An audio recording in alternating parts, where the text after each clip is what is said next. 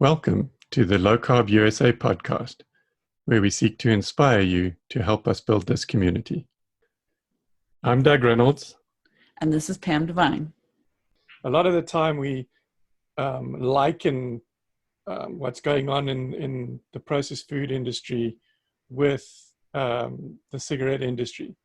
Mm-hmm. But your research shows that the cigarette industry is a whole lot more involved than most of us realize. So maybe you want to just highlight that a little bit. Yeah. So my undergraduate degree, I took my BA from Oberlin College in 1974. And it was a double degree in economics and political science. And I went to work for the Wisconsin legislature. I was a fiscal analyst for their joint finance committee for 2 years. And then I went to Stanford Business School. So I have the business background. And then I worked for 5 years in a Fortune 200 holding company in financial analysis. And eventually I rose, by the end of those 5 years, I was running a 20-person telecommunications operation. So I have got that grounding in politics and business and economics. And so here's what I think happened. You have the tobacco companies operating full blast from about, starting in the 1930s, when you got the rolling machines, cigarettes became cheap enough to be addictive. So if you're going to try to addict a mass population, you've got, your product has to be cheap enough for people to afford to buy it often enough to create the Pavlovian conditioning of neurons, particularly the craving neurons. So you've got the tobacco companies gaining a lot of power in the 1930s, 40s, into the 50s. And then, boom, in 1964, you have the US Surgeon General announce that smoking is a cause of cancer, lung cancer. And over the next 15 years, gradually the tobacco companies get into trouble with the courts, not because they're causing death, destruction, but finally they do false advertising. So finally, the tobacco companies claim that their low-tar cigarettes are healthier than the regular cigarettes, and that is what gets them into trouble in the courts. That is what finally reverses decisions, because they're not. In fact, they're worse, because in a low-tar cigarette, you have to inhale more deeply, hold the smoke longer to extract the nicotine, which is the driver of the addiction. So there they are, they're in the courts, losing. They have their own scientists, and we've seen that in one book after another, that these researchers for the tobacco companies knew exactly what they were doing. They were formulating the cigarettes to be addictive. They were extracting nicotine, concentrating it, putting it back into the cigarettes. And when they went to low tar, they added chemicals to the cigarettes so that people would still get the full smoky experience, all 9 yards. So those scientists are watching the research, and there was research during that time showing that when people quit smoking, they start eating. Okay, so that was something that tobacco executives knew as they started to get into trouble in the courts, and they realized that the anti-smoking campaigns were going to work. They had been able to addict 2/3 of American adults to cigarettes. 2/3 of American adults smoke. That is the power and reach of the tobacco industry. It's the tobacco addiction business model. So they started looking around for their next market, and they knew exactly where people were going to go. They were going to go to food. But I think the real trigger was the invention in Japan of high fructose corn syrup. Because the big problem with just going straight into addictive foods was that you had this very expensive sugar cartel that controlled the source of the sweetener.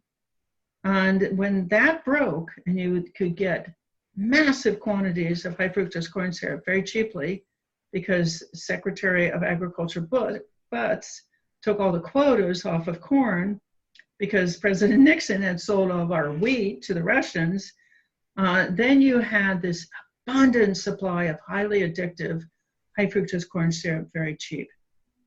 And that they needed that piece. And so it's the parallel as to when they invented the rolling machine for cigarettes, it brought the price of cigarettes down low enough that people could buy enough of them to become addicted. And this very, very cheap high fructose corn syrup meant that you could manufacture all kinds of products out of this highly addictive substance, very, very cheap. And gosh, you can make it look like food. So the problem with cigarettes is when you're smoking. If you've got a cigarette in your hands and you're inhaling smoke. But if the addictive substance is hidden inside a food or it's made to look like food, people don't know that they're ingesting these highly addictive, very damaging substances. I think that's it's horrible. And now that they do, or they started learning, maybe I shouldn't, then they just still are doing it because they're addicted to it. They think it's cool. Kids think it's wonderful. They've heard all these different advertisements when they're watching their cartoons about how their superheroes are doing it, or all their other friends are doing it. And they go to the store and they're bombarded with everywhere they go. There's candy and Coca-Cola, and the Olympians are, eating their Wheaties and Spider-Man. All their little idols. Yeah. So in that era, we see also this horrendous food pyramid appear. And it's pretty clear that the food industry was already, interested in promoting these very cheap manufactured goods. And then you have this shadow, this specter of tobacco moving in. And the big mistake that tobacco made was they did not corrupt the FDA before they addicted the population, but they didn't make that mistake twice. Now all the key executives in the FDA are food industry people. They just rotate in and out.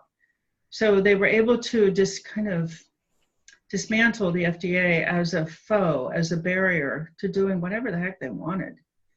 And they did, and they have.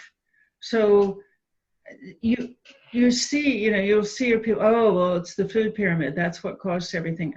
I don't think so. I think the food industry, kind of with the tobacco industry coming in, got that food pyramid created. I don't think there's this big distinction between government and industry that everybody thinks there is. Government said, oh yeah, masses of really cheap food. Yeah, we like that. Okay, fine. Let's make that a big part of the food pyramid, and everybody will be so happy because they can buy all the food they want. We love cheap food. It fit tobacco's model. And you were saying that it was around the 1980, 85, 88 time frame that Philip Morris bought all of the companies that were making these kind of. Yes. You have the food pyramid. I think was published in 1983. You have the first mass purchases of processed food manufacturing within 2 years, 1985. It was that fast. And you have the creation of high fructose corn syrup, I think, just maybe in 1980. It's just fast. It happened so fast. And then within 10 years after that, you have childhood obesity rates going from 10 to 15%, 50% increase, fueled by 500 sugary, fatty, salty cartoon ads, 500 of those per Saturday morning, delivered to 65 million households by Nickelodeon. So you start with the youngest possible consumer because you want to condition those neurons very young. Very hard to treat an addiction that's been started so young. So, as we see when we see children in the supermarket, and they are just like bombarded with candy, and then they have a fit because their mom doesn't want to buy it for them, and they have to have it, and they can't not do without it, and they can't hear, no, you shouldn't have that, or no, we're going to leave before we get it. No, I have to have it now. Yeah, it's just when you see in there. Sounds in the grocery store, it's very, very sad. You see a severely addicted kiddo. So people say, you know, oh, was it the food pyramid or was it this advertising? No, it's not either or. It's just this whole concerted constellation of efforts. But I think it starts with the tobacco addiction model, which includes corrupting the government agencies. And you said it was a business model where you had to do, where you did this, this, this, and this with highly structured advertising and capture the audience and do a few other things specifically, right? Very, very precise. I call it the 5 A's of the addiction model. Yes. Advertising, availability, addictive product formulation, young age of onset, and affordability, cheap prices. It's diabolical.